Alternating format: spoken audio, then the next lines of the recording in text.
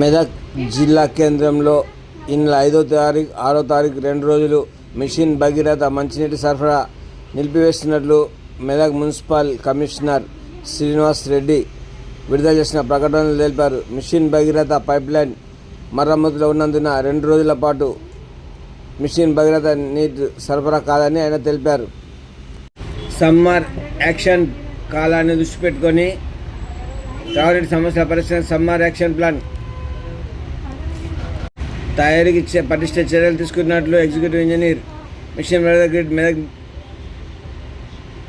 నాగభూషణ మంగళవారం విడుదల చేసిన ప్రకటన నీటి సరఫరా నిధులుగా 5-6 తేదీలో నీటి సరఫరా నిలిపివేసిన మెదక్ నియోజకవర్గ ప్రజలు 275 గ్రామీణ అప్లికేషన్లు మెదక్ మరియు రామంపేట మున్సిపాలిటీలో ఆందోళన నియోజకవర్గ అల్లదురు మరియు టేక్మాల్ మండల 80 అప్లికేషన్లు ప్రభావిత అప్లికేషన్లు సర్పంచ్ సంబంధిత మండల గ్రూపుల ద్వారా సమాచారం ఇవ్వబడిందని తెలిపారు. సర్పంచ్ స్థానిక వనరుల ద్వారా నీటి సరఫరాను పునరుద్ధరించే దిశగా చర్యలు తీసుకోవాలని సూచించారు. సమ్మర్ యాక్షన్ ప్లాన్పై ఎగ్జిక్యూటివ్ ఇంజనీర్ నాగభూషణ మాట్లాడుతూ వచ్చే వేసవి దృష్ట్యా 4-3-2026 మరియు 5-3-2026 తేదీల కింది ప్రివెంటివ్ మెయింటెనెన్స్ పనులు చేపట్టాలని నిర్ణయించారు.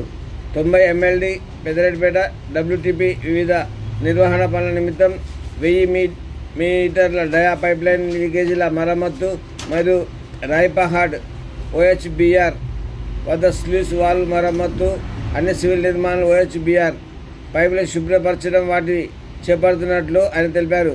ఎల్లాపూర్ వద్ద 700 మీటర్ల DI స్లూస్ వాల్వ్ మరమ్మతులు 6-3-2026 సాయంత్రం 6 గంటల తర్వాత పంపింగ్ పునః ప్రారంభించబడుతుందని తెలిపారు.